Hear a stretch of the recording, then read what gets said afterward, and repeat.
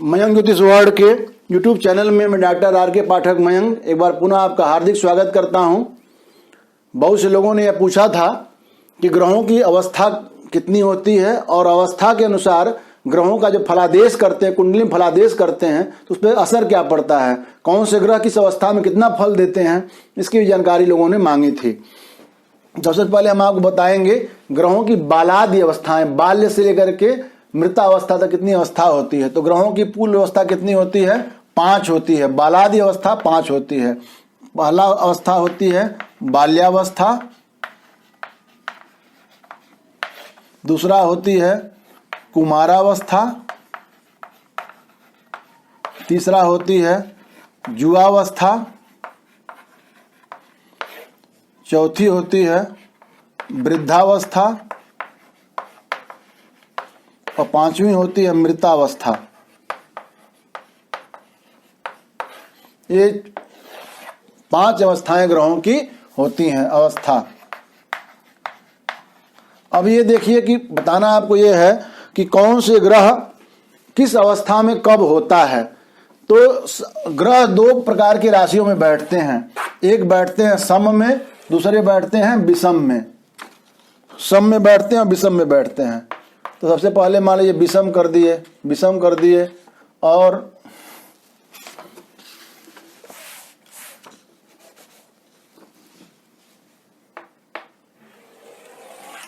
और सम कर दिए, और इसका यहाँ पर फल भी हम लिख देंगे विषम में, सम राशियों में, और इसका फल क्या होगा। देखिए ग्रहों की 5 अवस्थाएं हमने बताई, बाल्यावस्था, कुमारावस्था, युवावस्था, वृद्धावस्था और मृतावस्था। 5 प्रकार की अवस्थाएं हो गई। कोई भी ग्रह बैठेगा तो ये तो विषम राशि में बैठेगा या सम राशि में बैठेगा।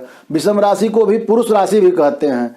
विषम राशि कौन सा, विषम संख्या कौन सी होती है? 2 से भाग देने जो पूरा कटे ना, वो विषम संख्या होती है। अर्थात राशि 12 होती है तो 1, 3, 5, 7, 9 और 11, ये 6 राशियां कौन सी होती हैं? विषम राशि होती है। और 2, 4, 6, 8, 10 और 12 ये राशियां कौन सी होती हैं? सम राशियां होती हैं। माने मेष, मिथुन, सिंह, तुला, धनु और कुंभ राशि कौन सी है? विषम राशि है, या इसको पुरुष राशि भी कहते हैं। और वृष, कर्क, कन्या, वृश्चिक, मकर और मीन जो राशियां हैं वो सम राशि हैं, या इनको हम स्त्री राशि भी कहते हैं। तो अब ये बताएंगे हम आपको कि कौन से ग्रह किस अवस्था में कब होंगे। यदि कोई ग्रह 0 से लेकर के 6 डिग्री तक बैठा हुआ है विषम राशि में, 0 डिग्री से लेकर के 6 डिग्री के बीच में बैठा हुआ है, तो किस अवस्था का होगा? वो बाल्यावस्था का होगा।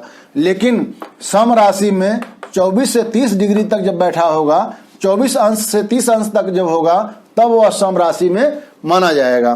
कुमारावस्था में क्या है? 6 से ज्यादा और 12 डिग्री से कम जब किसी ग्रह की जो है वह अंश रहेंगे तो वह क्या होगा? कुमारावस्था में होगा। लेकिन यहाँ पर क्या होगा? यहाँ पर इसका उल्टा ये ऐसा नहीं होगा। यहाँ पर 18 से 24 डिग्री होगा। यदि सम राशि में कोई ग्रह 18 से 24 डिग्री में बैठा हुआ है तब वो क्या होगा? कुमारावस्था का होगा। युवावस्था में सभी ग्रह कितने होते हैं? 12 से 18 डिग्री के बीच में होते हैं। माने 12 डिग्री हो और 18 डिग्री तक हो तो क्या हो जाएगा? युवावस्था होगी। और इसमें भी जो है वह विषम राशि और सम राशि दोनों में यही बराबर होता है कि 12 से 18 डिग्री में विषम में भी युवावस्था का होगा और सम में भी युवावस्था का होगा। अब वृद्धावस्था की बात करेंगे तो 18 डिग्री से ज्यादा और 24 डिग्री से कम यदि विषम राशि में है तो वृद्धावस्था का होगा। और यदि इसमें 6 डिग्री से ज्यादा और 12 डिग्री तक यदि कोई ग्रह है तो क्या हो जाएगा? वह सम राशि में वृद्धावस्था का हो जाएगा। फिर अंत में आती है मृतावस्था, माने 24 डिग्री से ज्यादा और 30 डिग्री तक, 30 डिग्री तक जो है किसी विषम राशि में कोई ग्रह बैठा है तो मृतावस्था का होगा। और सम राशि में यदि 0 से लेकर के 6 तक बैठा हुआ है तब क्या हो जाएगा? वह मृतावस्था का होगा। अर्थात आप लोग देख रहे हैं उल्टा होता है।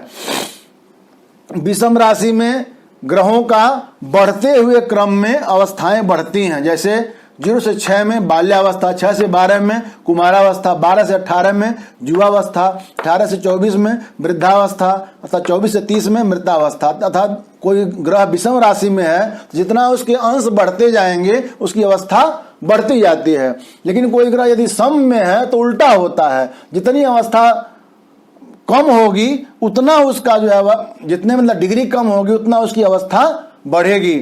अर्थात 24 से 30 डिग्री में बाल्यावस्था रहेगी, तो फिर जो है वह 24 से कम जब हुआ 18 से 24 हुआ तो कुमारावस्था हो गई, 12 से 18 तो युवा रहेगी, 6 से 12 में वृद्धा हो जाएगी, 0 से 6 में जो हो जाएगी उसकी मृतावस्था। तो यह उल्टा इसमें चलता है, या यूं कह सकते हैं कि 0 से 6 में कोई ग्रह जब रहेगा तो मृतावस्था का होगा, 6 से 12 में वृद्धा में आएगा, 12 से 18 में युवा में आएगा, 18 से 24 में कुमारा में आएगा, 24 से 30 में बाल्यावस्था में आएगा। अर्थात यहाँ पर उल्टा हो रहा है।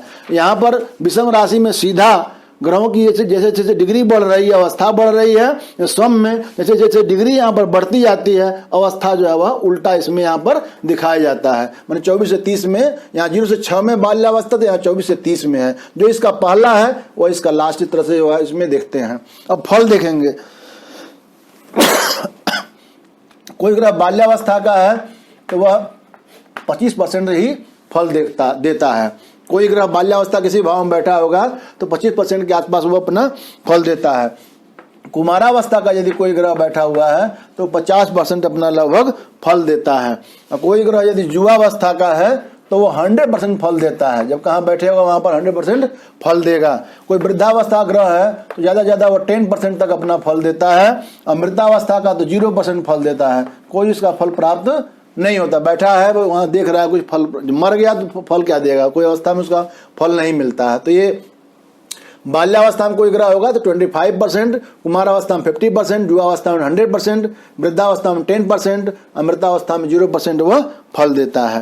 तो ये हो गई ग्रहों की अवस्थाएं। बाल मतलब 5 अवस्थाओं के बारे में, अवस्था कब होती है, विषम में कब होगी, सम में कौन सी होगी, उसका फल क्या होगा, यहाँ पर आपने देख लिया। और एक और अवस्था ग्रह की होती है, वह होती है ग्रह कोई जागृत है या स्वप्न में है या सुप्त है। जैसे आप या तो जागते हैं, या तो आप सपना देखते हैं, या तो आप सुसुप्त अवस्था में चले जाते हैं। तो 3 प्रकार की चीजें होती हैं, जिसको बोलते हैं हम ग्रहों की जागृतादि अवस्थाएं। जागृत आदि अवस्था, ग्रहों की जागृत आदि अवस्थाएं। इसमें 3 प्रकार की अवस्था होती है।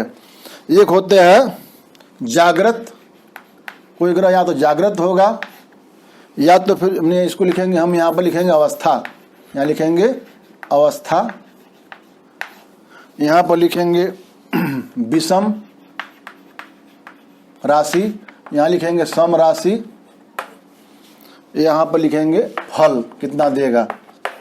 ये आपको जो 4 कॉलम बनाने हैं। ये हो गया आपका अवस्था। अगर कोई ग्रह जागृत कब होगा, यदि वह विषम राशि में 0 से 10 डिग्री का है, 0 डिग्री से 10 डिग्री तक है अगर विषम राशि में, तो क्या ग्रह हो जाएगा, जागृत हो जाएगा। और सम में 20 डिग्री से लेकर के 30 डिग्री तक रहेगा सम में, तब वह क्या होगा, जागृत होगा। और इसका फल क्या होगा, पूर्ण फल देगा। कोई ग्रह जब किसी कुंडली में जागृत होकर के बैठा हुआ है तो पूर्ण फल प्रदान करता है। दूसरा होता है स्वप्नावस्था, माने स्वप्न में कोई ग्रह है तो क्या होगा, विषम राशि में 10 से लेकर के 20 डिग्री तक क्या हो जाएगा, वह स्वप्नावस्था में होता है। और 10 से लेकर के 20 डिग्री तक सम राशि में स्वप्नावस्था में होता है। इसका क्या होता है, मध्यम फल प्राप्त होता है, पूर्ण फल प्राप्त नहीं होता है। और तीसरा होता है सुसुप्त अवस्था होती है, सुसुप्ति या सुसुप्त कहते हैं। सुसुप्त अवस्था क्या होगी, यहाँ पर हो जाएगा आपको 20 से लेकर के 30 डिग्री तक। यदि कोई ग्रह 20 से 30 डिग्री का है विषम राशि में, सुसुप्त अवस्था में है, और इसमें क्या हो जाएगा, 0 से लेकर के 10 डिग्री तक हो जाएगा। 0 से 10 डिग्री तक का यदि सम राशि में है तो सुसुप्त अवस्था में रहेगा। इसका जो हो जाएगा शून्य फल कह सकते हैं, या इसको कह सकते हैं न्यून फल, या बहुत कम होगा, या शून्य भी कह सकते हैं इसको। ये फल प्राप्त होता है। तो आपने क्या देखा कि अवस्था जो है जागृत आधार पर 3 अवस्थाएं हो गई, जो है जागृत हो गया, स्वप्न अवस्था हो गई, सुसुप्ति अवस्था हो गई। तो यदि कोई ग्रह विषम राशि में बैठा हुआ तो 0 से 10 डिग्री के बीच में है विषम राशि में तो जागृत होगा, 10 से 20 में है तो स्वप्नावस्था में होगा, अब 20 से 30 में है तो सुषुप्त अवस्था में होगा। फिर सम में आएंगे तो 20 से 30 में जागृत होगा और 10 से 20 में क्या होगा, स्वप्नावस्था में। 0 से 10 क्या हो जाएगा, वह सुषुप्त अवस्था में हो जाएगा। अब देखना है कि यदि ग्रह जागृत है तो पूर्ण फल देगा, स्वप्नावस्था में मध्यम फल देगा, और ये सुषुप्त अवस्था में है तो शून्य फल या बहुत कम फल प्रदान करता है। ये है ग्रहों की अवस्थाएं। जब आप कुंडली में ग्रहों का फलादेश करते हैं तो देखते हैं कि कौन से ग्रह किस अवस्था का है। जैसे उसमें हमने बताया बालादि अवस्था, माने बाल्यावस्था का है, कुमारावस्था का है या युवावस्था का है, वृद्धावस्था का है या मृतावस्था का है, किस अवस्था का है उस हिसाब से फल देगा। और यदि कोई ग्रह जागृत है तो पूर्ण फल देगा, स्वप्नावस्था में मध्यम फल देगा, और सुषुप्त अवस्था में है तो वह शून्य या न्यून फल देता है। तो ये आसानीपूर्ण विश्वास है। आपको जानकारी बहुत महत्वपूर्ण आपको दी गई है कि ग्रहों की अवस्था कैसी होती है और उसका क्या कुंडली में फलादेश पर क्या असर पड़ता है। तो वीडियो को लाइक करें, अधिक से अधिक लोगों में शेयर करें, ताकि महत्वपूर्ण जानकारी ज्योतिष के सीखने वाले सभी लोगों तक पहुंचे। और जिनकी कुंडली में जो कुंडली बनवाए हैं वो भी अपनी अवस्था देखकर जान सकते हैं कि उनका ग्रह कितना फल दे रहा होगा।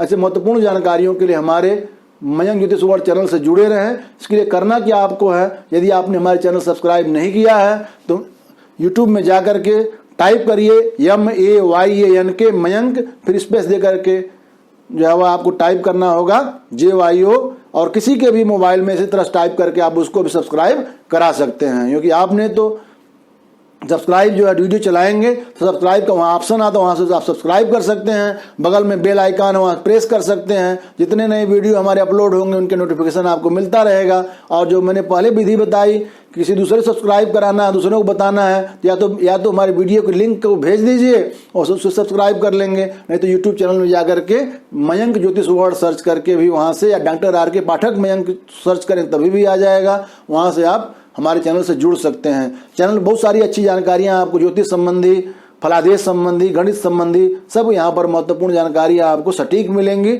हमारे चैनल से जुड़े रहें। वीडियो देखने के लिए आपका बहुत बहुत धन्यवाद।